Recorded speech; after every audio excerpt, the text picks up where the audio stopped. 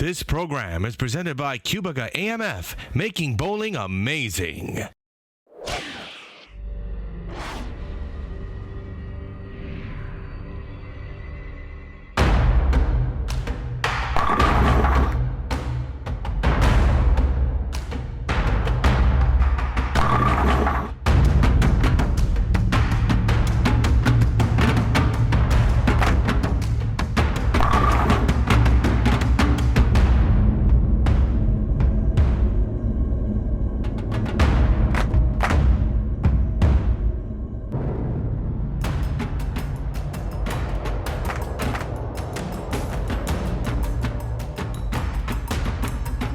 It's DeBoer versus Hiltunen.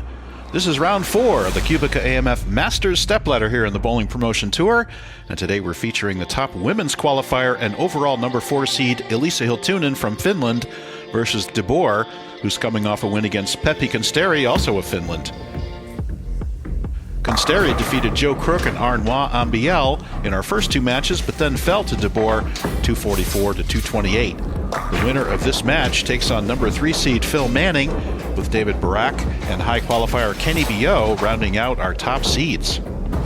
Hiltunen won the women's stepladder as well as the women's doubles with Konsteri, so she's going for her 3rd title here in the Bowling Promotion Tour, with DeBoer seeking his 1st.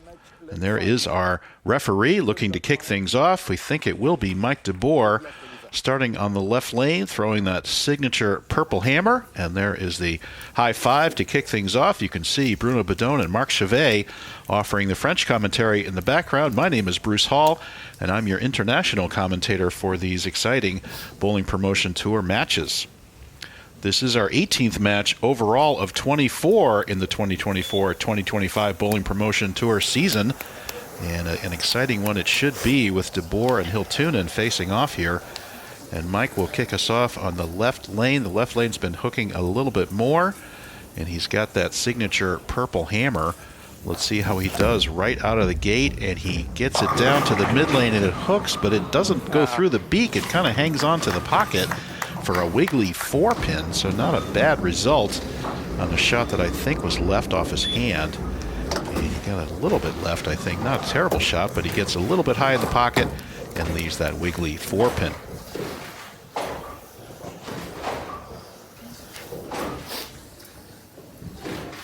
DeBoer, 25 years old. He's only been a 2-hander for 2 years.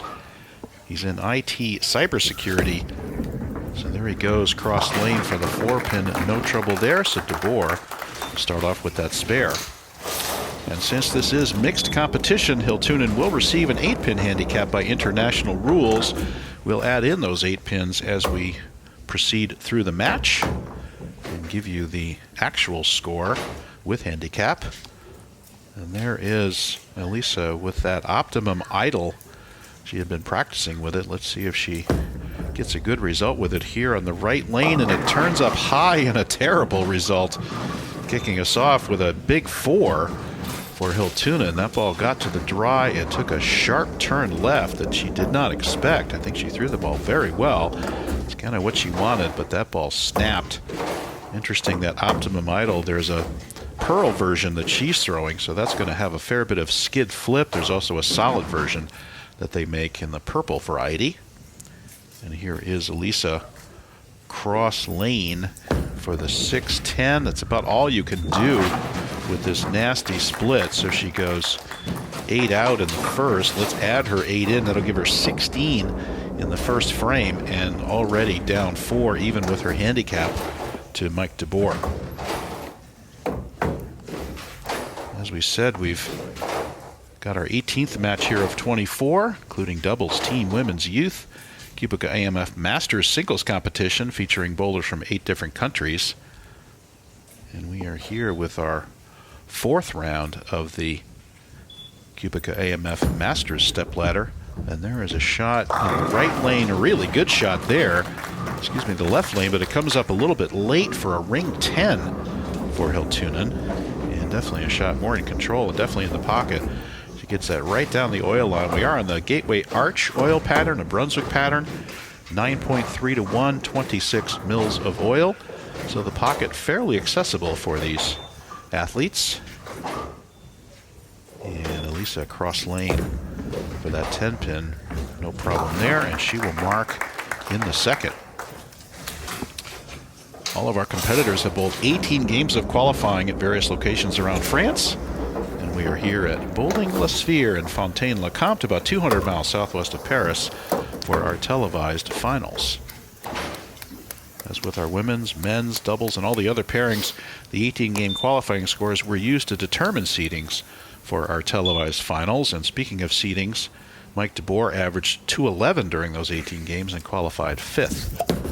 And there is a shot on the right lane, straight up the lane, and holds in the oil and gives him the mixer strike to strike in the second for DeBoer. So he's going to have a 4-pin lead, even with Hiltunen's handicap in the first frame. And look at this, a little bit light in the pocket. It deflects to the right of the 5-pin, but the head pin goes off and takes out the 4, 5, and 7 to give him the strike. And there is our top qualifier, Kenny B.O., waiting in the wings. We will see him in a couple of more matches. B.O. out-averaged the field in qualifying by 10 pins a game, so he pretty much dominated. And here is Mike on the left lane and leaves the same ring 10 as Elisa just did on that lane. Pretty good shot. I think he might have moved left a little bit after that high hit in the first frame. And he hammers the pocket, and the 6-pin goes whipping around the 10 to leave a ring 10 pin, as we call it, or the ringing dime. And now it will be DeBoer cross lane going out this 10 pin. Lines it up. Oh, that looks to the right, and it is a miss by DeBoer. An unforced error there. We've seen very few of those in these televised matches, but occasionally it does happen. That ball gets to the right.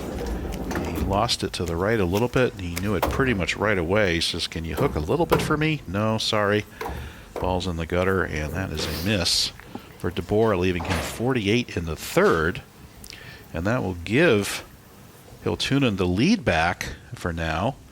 And let's see what she does on this right lane. She had a 4, and then she comes up light for half a loaf on this lane. So I think that Optimum Idol might be overreacting for her. She gets this into the oil. She might have missed it a little bit at the bottom too.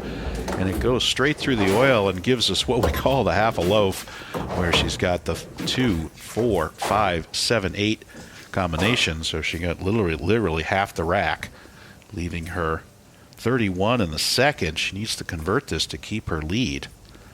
Let's see how she does. And she's right at it, right at it. Oh, and gets the wiggle on the 8-pin, but not the spare. That's going to give her 40 in the third with her handicap. And now she's down 8 once again. We've already had a couple lead changes here, first 3 frames, and 3 opens out of 6 so far. Now let's see what Elisa will do on this left lane. Made a really good shot here last time, and ring 10 has not struck yet. We've only had 1 strike out of 6 attempts so far. And there is Lisa's shot. Good shot, dead flush. Beautiful strike there for Elisa in the fourth. Elisa, age 31. She's a member of the Finnish national team. PWBA member. She has 8 300 games. A very accomplished player, as is her teammate, Pepe Consteri. Pepe winning the youth championships. Pepe just 21 years old.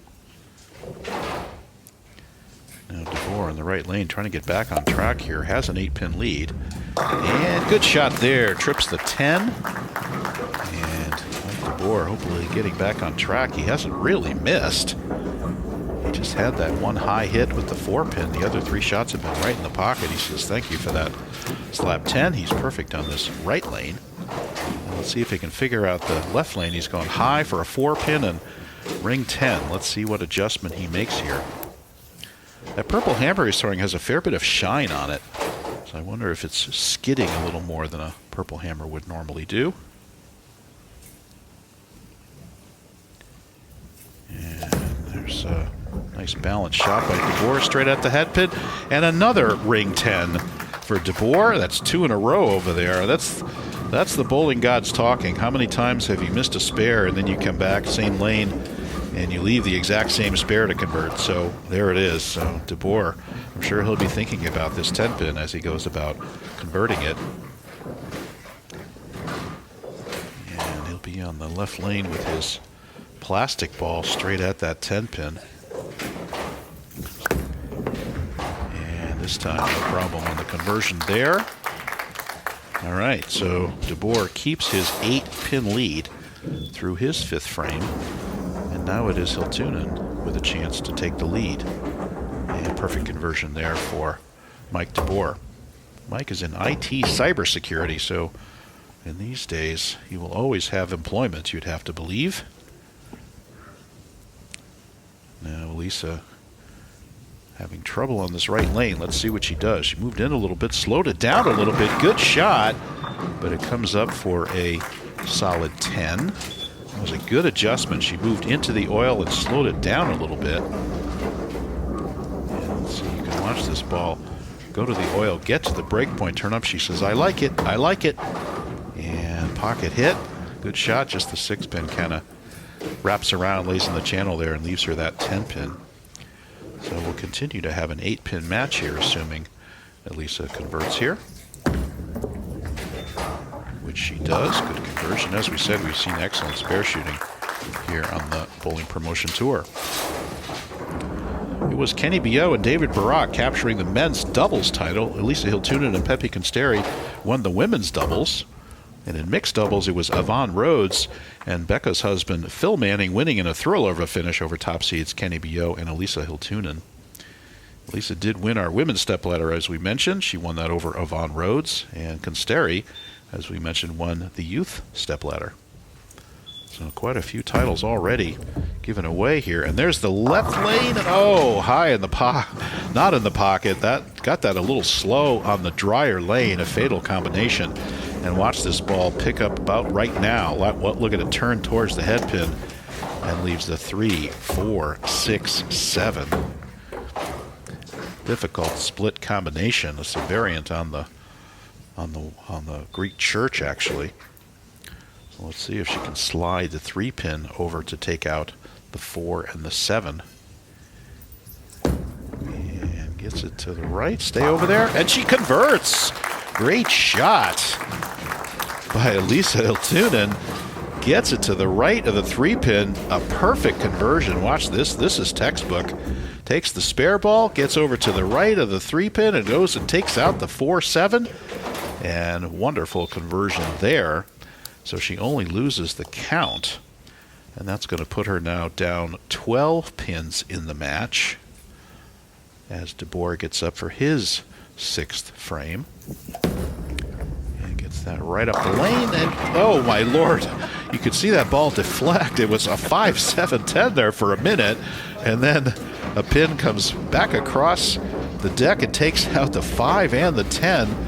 It was almost a carbon copy of the mixer strike he got in the 2nd frame, but you can see the ball deflect to the right, leaves the 5-7-10 there for a minute. The way he was scared there, I guarantee it, but he gets away with only the 7-pin to convert and goes straight at it, no trouble there. So now it's an 11-pin lead for DeBoer as we've completed our 6th frame. DeBoer pacing to 187, Elisa pacing to 176. So we are seeing some transition. This is the 4th match on this Gateway Arch oil pattern. And again, 42 feet, 9.3 to 1. Only 26 mils of oil, so you definitely see that. Here's a ball change for DeBoer. That's a reality. And that ball is way more aggressive, and it shows it on the first shot. It digs in on the mid lane and goes up for the same big 4 that Elisa Hiltunen left in the first frame. Watch this ball get to the mid lane and watch it. Whoa, that ball hooked like crazy, and it comes up right through the heart for the deadly 4-6-7-10.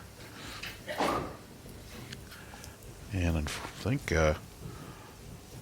DeBoer is going to hand the lead back to Lisa here unless something interesting happens. Nope, he just gets the 2, similar to what Elisa did.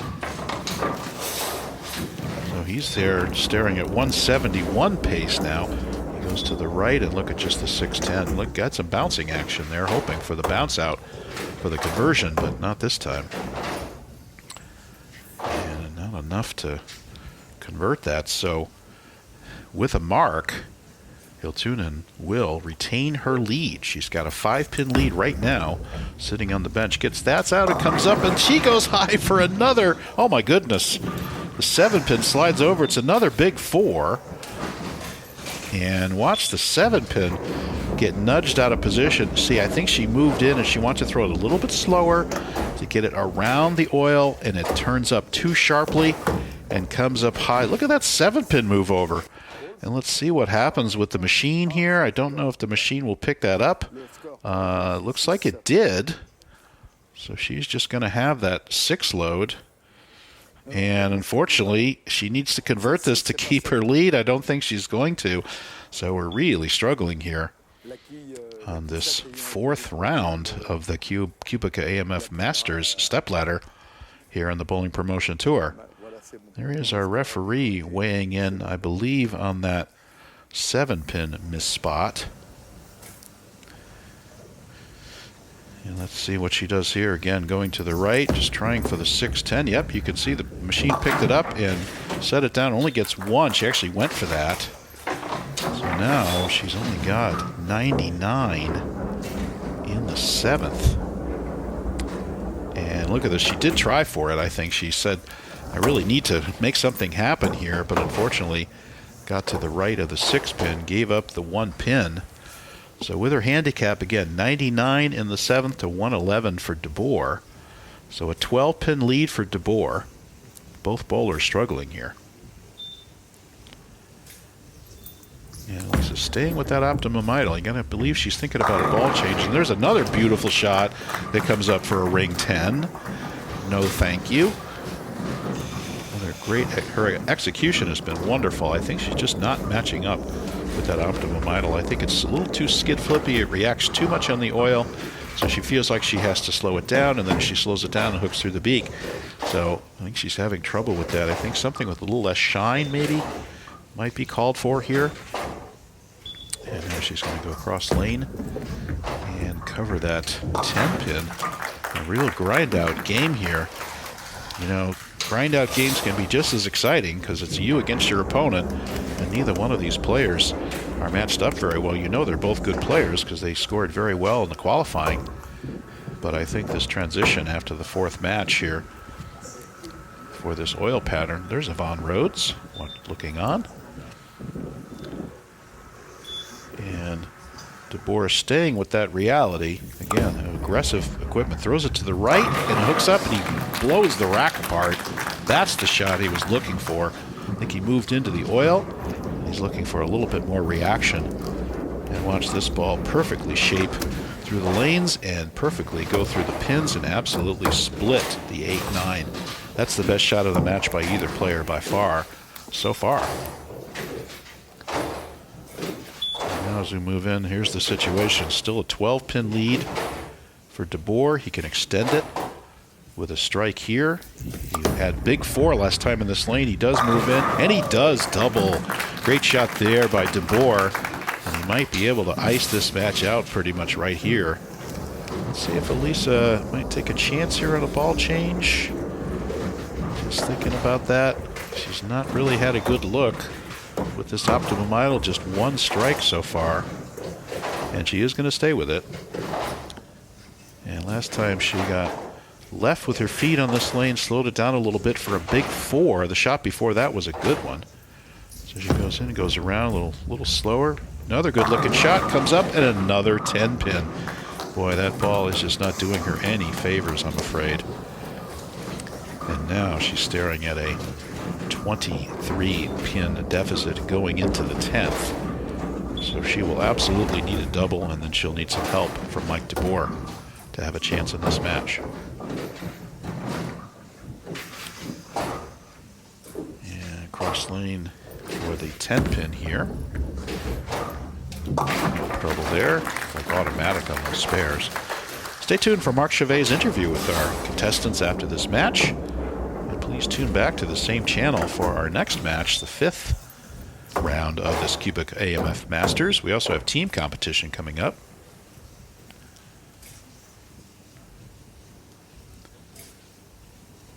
So staying with that Optimum Idol, I'm afraid it didn't do her many favors here. And finishing off the match on the left lane, she's double pinochled on both lanes. She comes high. There's probably one of her best shots of the match, and it comes high for a 4-pin. And unfortunately, that's going to pretty much do it. She really needed to double there. She gets it to the pocket and cannot buy a strike in this match. You got a feel for Lisa. She's been throwing the ball wonderfully, just not getting the reaction she's looking for. And I think that ball is a little bit too shiny, just didn't match up to the pattern very well, and the way that they're breaking down, of course. So good spare there. Elisa will be with her handicap in the 150s. And Mike already with 141 in the 8th. So De Boer just needs to really just keep it on the lane. And that will be the game. And Elisa staying with that Optimum Idol to the end. Watch this one strike. Oh, no, another weak 10. So just continually not having the right look into the pocket is Elisa Hiltunen. That's 148 scratch, 156 with her handicap, and was only able to muster a single strike in this game. Very, very uncharacteristic of this PWBA pro, who has 8 300 games. She's also been 12 years on her national team, the Finland team. And here's De Boer just playing it out, and boy, he just blows it right through the break point there. The ball didn't even think about slowing down. Just threw that there, so that's going to be 137. So he's only going to be, with a conversion, he's won the match, even with the 6, but with a conversion, he's only going to be in the 170s, and he's going to watch this ball just go absolutely straight. Didn't even think about slowing down. He got it a lot faster off his hand. So De Boer will come across and chop the spare. So he's going to win this match. Bowling just 165, it looks like. And he came across and chops the spare there. Boy, a tough match, but again, close. And again, if Hiltunen had figured out a way to double there in the 10th, she would have made a match of it. And let's look at some of these stats. Again, 165, 148 plus 8 is 156. So only a 9-pin match at the end of the day. And both bowlers really struggling. Let's look at some of these stats. And again, we'll go through this. Just 1 strike for Hiltunen, just 4 for De Boer. And spares, 4 opens for Elisa, 3 for De Boer. Tough match, but De Boer comes out on top, and he will move on to face Phil Manning in our next match. And we'll look for you here on this same channel.